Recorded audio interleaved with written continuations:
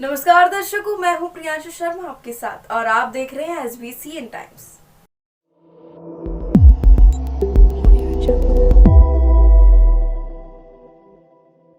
रुख करते हैं नीमच की खबरों की ओर।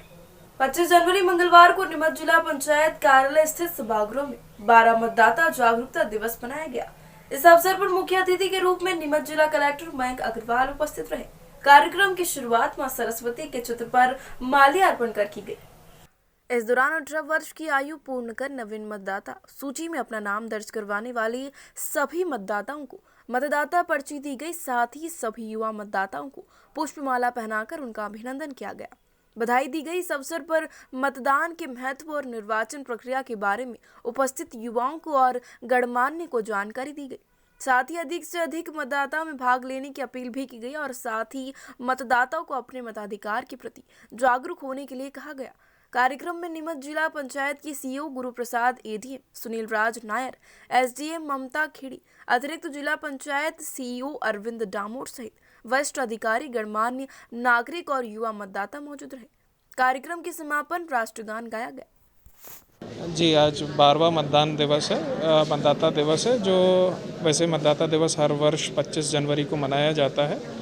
और इस दिन सभी क्या कहते हैं, जो नए लोग 18 साल से ऊपर हुए हो तो उनको भी जोड़ा जाता है और चुनाव के प्रक्रियाओं के बारे में भी उनको अवगत कराया जाता है। तो आज सभी को मतदाता दिवस की बहुत बहुत शुभकामनाएं मैं देता हूँ। मंगलवार को नीमच जिला कलेक्ट्रेट कार्यालय पर नीमच ज्ञान मंदिर और LLB के विद्यार्थियों द्वारा मध्य प्रदेश के उच्च शिक्षा मंत्री मोहन यादव के नाम एक ज्ञापन दिया गया। ज्ञापन कलेक्टर प्रतिनिधि तहसीलदार अजय हिंगे ने दिया और ज्ञापन में विद्यार्थियों ने मांग की है। मांग यह है कि आगामी LLB की परीक्षा के प्रश्न पत्रों में उन्हें अध्ययन के लिए हर प्रश्न पत्र के बीच में कम से कम 3 से 4 दिन का अवकाश दिया जाए, जिससे कि उनकी परीक्षा और प्रश्न पत्र की तैयारियां उचित तरीके से हो। ज्ञापन देने के अवसर पर सांसद प्रतिनिधि रोशन वर्मा भी विद्यार्थियों के साथ मौजूद रहे।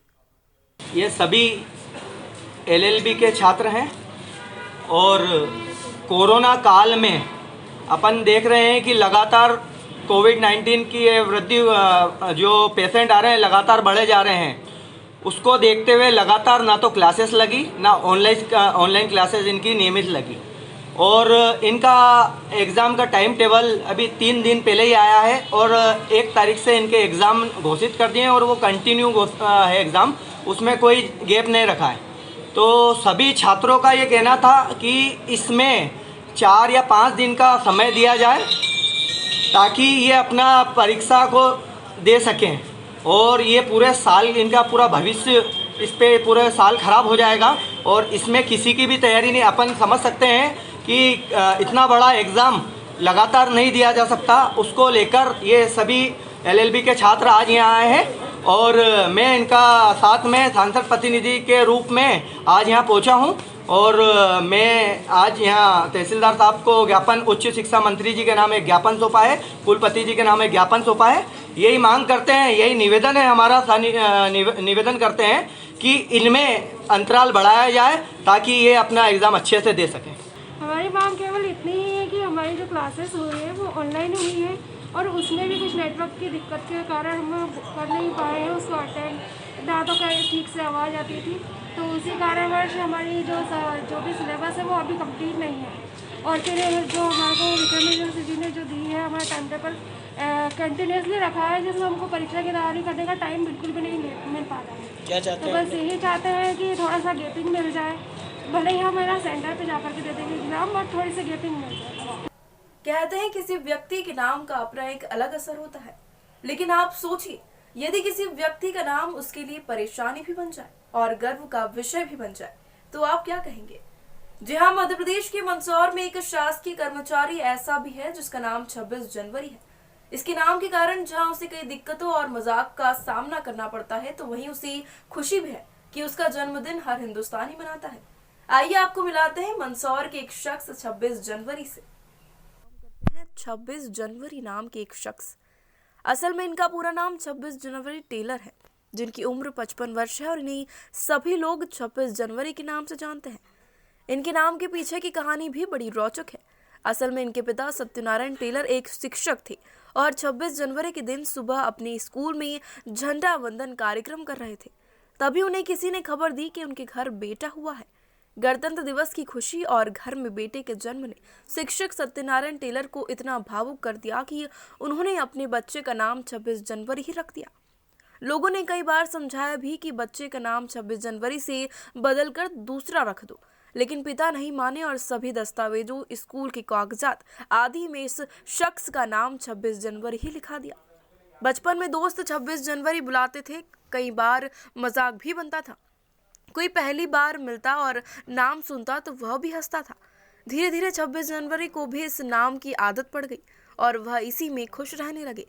कहीं भी शासकीय नौकरी के लिए या शासकीय काम के लिए जब दस्तावेजों में इस व्यक्ति का नाम 26 जनवरी लिखा मिलता है तो बहुत सारी दिक्कतें भी आती हैं, क्योंकि ऐसा नाम पहले किसने नहीं सुना था। 26 जनवरी कभी भी रिश्तेदारों में या परिचितों में जाते हैं तो लोग उनका नाम सुनकर उनसे एक बार जरूर मिलते हैं। इस नाम को लेकर जहां बहुत सारी दिक्कतें हुई तो वहीं 26 जनवरी टेलर नाम से इस शख्स को इस बात की खुशी है कि इनका जन्मदिन गणतंत्र दिवस के रूप में पूरे देश में मनाया जाता है। और जब पूरा देश 26 जनवरी को याद करता है तो इन्हें अपने नाम को लेकर सारी तकलीफें छोटी लगने लगती है। नाम ये इसलिए रखा था, मेरा पिताजी जब झंडा बंदन कर रहे थे तो उनको खबर दी गई कि आपके घर बेटा पैदा हुआ है, तो उन्होंने सोचा कि मैं बेटे का नाम यही रखूँगा। सवेरे 8 बजे का जन्म होने के कारण मेरा नाम उन्होंने रखने का फैसला लिया। जब पहली कक्षा में मेरा प्रवेश दिलाया गया तो उन्होंने मेरा नाम दर्ज रजिस्टर में यह कराया कि 26 जनवरी टेलर रहेगा तुम्हारा नाम। जब मैं 5वीं कक्षा में आया तो मेरे अध्यापक महोदय ने नोटिस दिया गया मैं सर को, मेरे पिताजी को, कि आपके बेटे का नाम बोर्ड की परीक्षा में जा रहा है, नाम पलट लीजिए, नहीं तो वरना आगे जाने के बाद नाम नहीं चेंज नहीं होगा। उन्होंने लिखित में दिया कि नहीं, आप नाम यही रहेगा। जब से अभी तक मैं 12वीं कक्षा तक है, मेरी हर मार्कशीट में यही नाम है। परेशानी है, जैसे वो विश्वास नहीं होता है, चौंक जाते व्यक्ति, कह रहे ये क्या नाम होता है क्या। विश्वास करने के लिए फिर उनको मेरे को आईडी प्रूफ देना पड़ता है या फिर मुझे मेरे अधिकारी के द्वारा जो भी मेरा जब प्राचार्य महोदय ने जब वेतन दिलाया गया था तो कोषालय में मेरी तनख्वाह रोक दी गई थी कि इस नाम का आप आईडी प्रूफ लाओ या व्यक्ति को, दोनों को लाओ। जो मेरे प्राचार्य महोदय खुद वहाँ कोषालय अधिकारी के वहाँ गए और मुझे पेश करा और मेरी मार्कशीट पे सी करके उन्होंने लिखा कि हाँ ये व्यक्ति और इसी के नाम ये है। जब जाके हमारा पूरा स्टाफ का वेतन निकला था। 26 जनवरी टेलर ने अपने नाम के साथ जीना सीख लिया, जिसमें थोड़ा रंज है तो बहुत सारी खुशी भी है। हजारों लाखों की भीड़ में एक अलग नाम होने की कुछ परेशानियां हैं तो एक अलग पहचान भी है। ऑफिस में सभी लोग इन्हें 26 के नाम से जानते हैं और बड़े प्यार से 26-26 की आवाज लगाते रहते हैं। 26 जनवरी आने के पहले ही 26 जनवरी टेलर नाम के इस शख्स को पूरा स्टाफ और परिचित लोग जन्म दिवस की बधाइयां देने लगते हैं।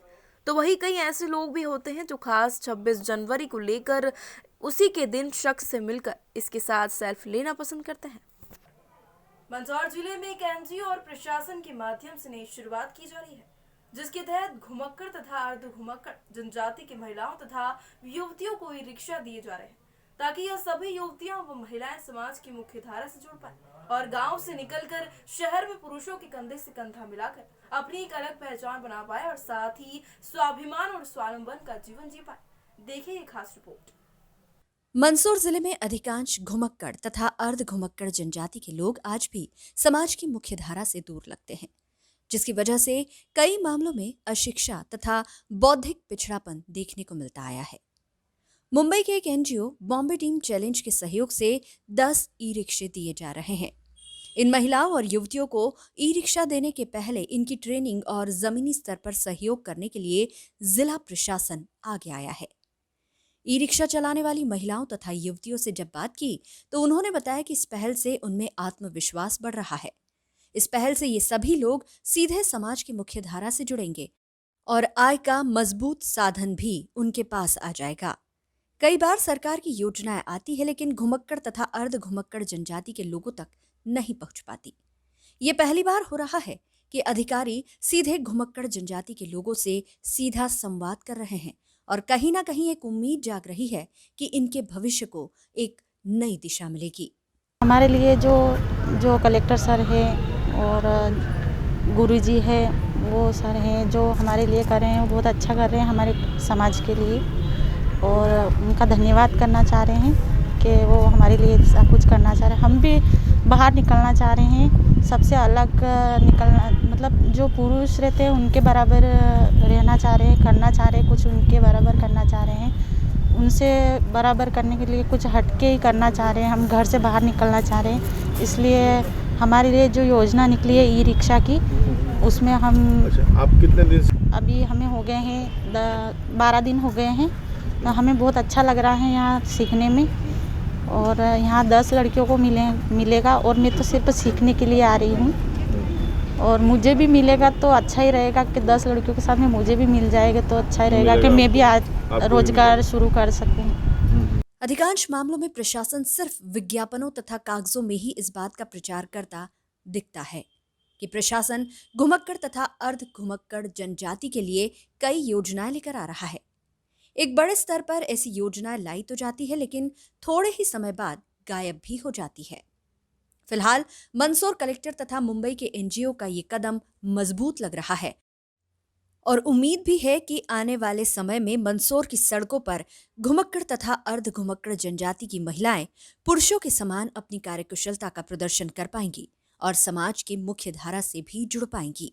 जी, यहाँ पे है ना, हम घुमक समाज से बिलोंग करते हैं और हम बिल्कुल भी शहर से बिल्कुल भी जुड़े हुए नहीं हैं। और हमारे समाज में मतलब हम बहुत गरीब कंडीशन में आती है SC/ST में, और हमारे पास रोज़गार करने के लिए मतलब कोई भी साधन नहीं है। हमारा गांव भी एक ऐसी जगह पड़ता है जहाँ पे ना बस है ना आने जाने का कुछ साधन है।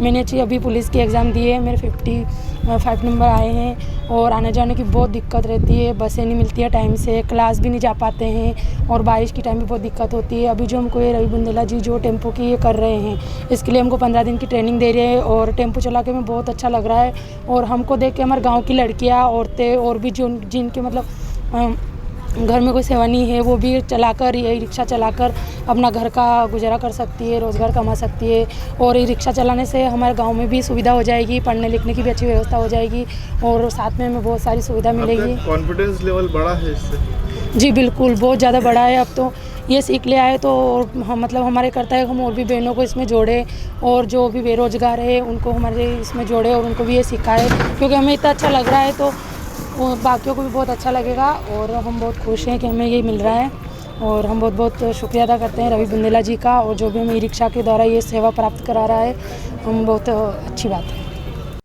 मंदसौर कलेक्टर गौतम सिंह का कहना है कि ये छोटा सा कदम है, लेकिन इसे बड़ा कदम भी मान सकते हैं, क्योंकि सामान्य तौर पर ट्रांसपोर्ट लाइन में पुरुषों का एकाधिकार है, और मंदसौर जिले में जो समाज के पिछड़े वर्ग से 10 बहनें आगे आई है जो पब्लिक ट्रांसपोर्ट से जुड़ रही हैं, ऐसे में यदि ये योजना सफल हो जाती है तो निश्चित तौर पर हम कल्पना करते हैं कि और भी महिलाएं अलग अलग क्षेत्रों में आगे आएंगी। इस तरह की शुरुआत जिले तथा प्रदेश के लिए गौरव की बात है। मुंबई की एक NGO टीम मुंबई चैलेंज द्वारा ये रिक्शे दिए जा रहे हैं। इन महिलाओं का चयन इन्हीं के लिए काम करने वाली संस्थाओं द्वारा किया गया है। इन सभी को ट्रेनिंग, लाइसेंस आदि की व्यवस्था RDO द्वारा की जा रही है। जो महिलाएं अपने दम पर परिवार चलाना चाहती है, उनके साथ प्रशासन खड़ा है। एक अंतर्राष्ट्रीय सर्वे के मुताबिक ये सामने आया है कि महिलाएं ट्रैफिक के रूल्स रेगुलेशन को ज्यादा फॉलो करती हैं, उनके पास नॉलेज भी ज्यादा रहता है, और ट्रैफिक में महिलाएं ज्यादा सेंसिटिव भी रहती है। यानी किसी जरूरतमंद को मदद करनी हो तो महिलाएं आगे आती है।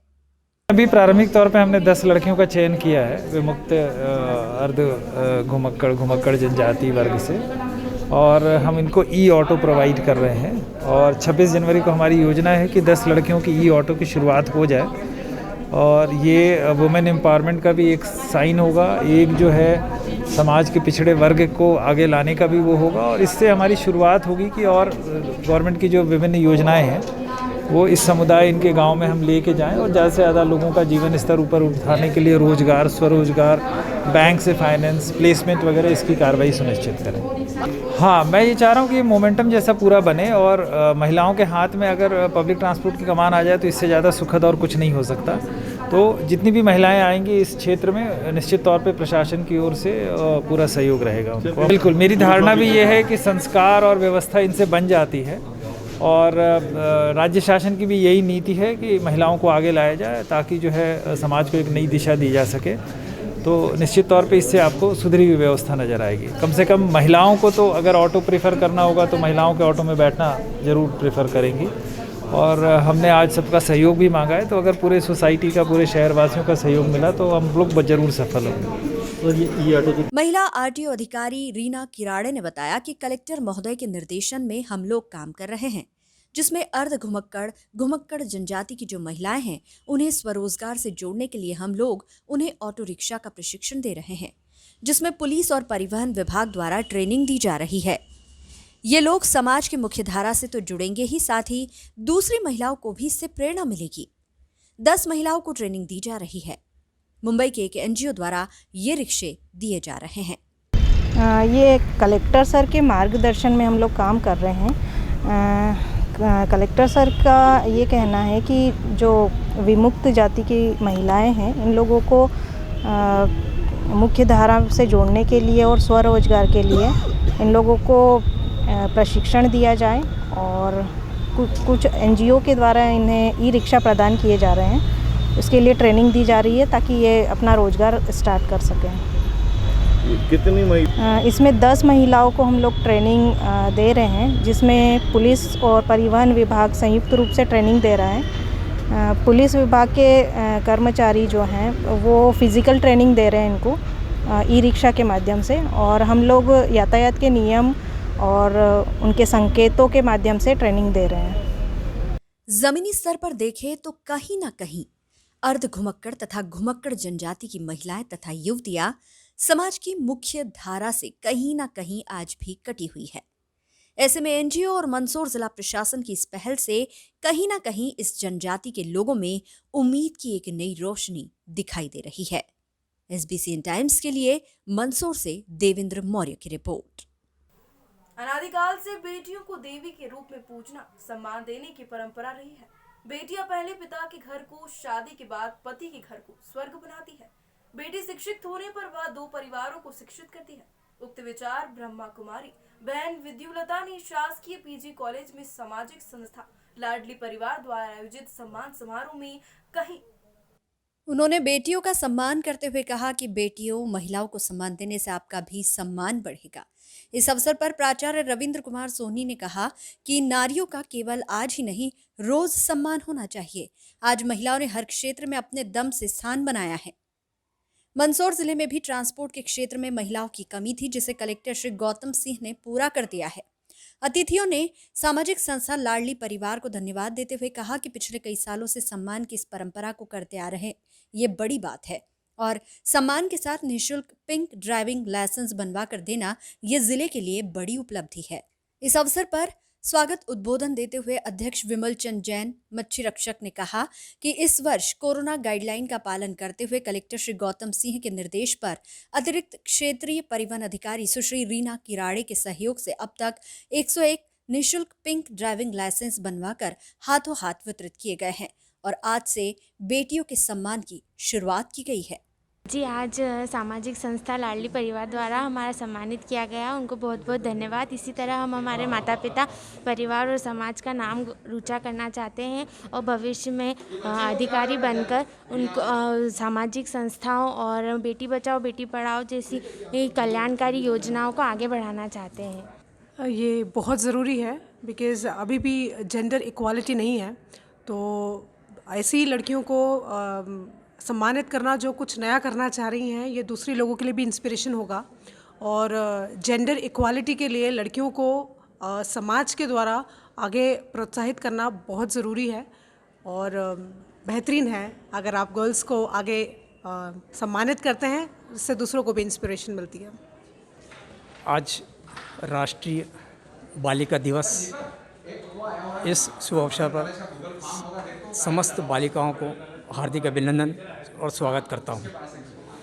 हमारे सामाजिक संस्था लाडली परिवार के द्वारा विगत 10 वर्षों से लगातार बालिकाओं का जहाँ जिन क्षेत्र में सामाजिक क्षेत्र हो, शिक्षा का क्षेत्र हो या अन्य गतिविधियाँ समाज से जुड़ी हुई जिसमें बालिकाओं का अहम योगदान है, और अपनी भावनाओं को, अपने करियर को आगे बढ़ाने के लिए अपने परिवार, समाज और राष्ट्र की उन्नति की भावनाओं से बालिकाएं अपनी लगन से जो मेहनत करती है और आगे बढ़ती है और वह अपनी किसी भी चीज़ में अपनी विशेष योग्यता प्राप्त करती है, ऐसी बालिकाओं का सम्मान समारोह हर साल आयोजित किया जाता है। इस वर्ष कोरोना काल के चलते साधारण और एक छोटा सा कार्यक्रम कर बालिकाओं को सम्मानित किया गया है। आज के लिए बस इतना ही। देखते रहिए SBCN टाइम्स।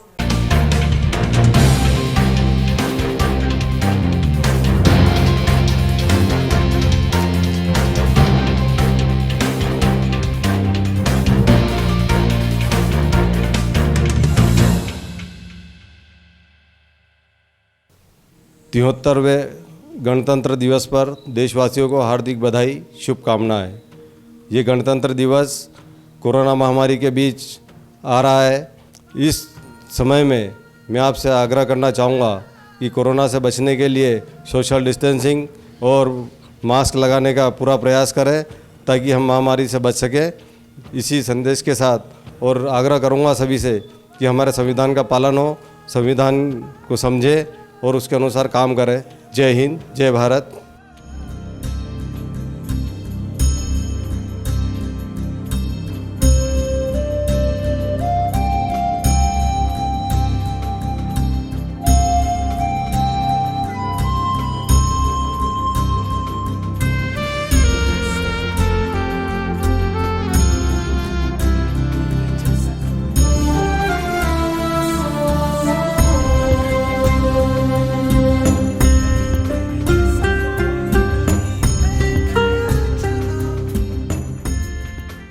नमस्कार साथियों, आस्था ज्योतिष समाधान केंद्र मंदसौर से मैं ज्योतिष पंडित चमनलाल शर्मा 73वें गणतंत्र दिवस पर जिलेवासियों, प्रदेशवासियों एवं देशवासियों को हार्दिक शुभकामनाएं देता हूँ। 73वें गणतंत्र दिवस की सभी देशवासियों को बहुत बहुत शुभकामनाएं, बधाई।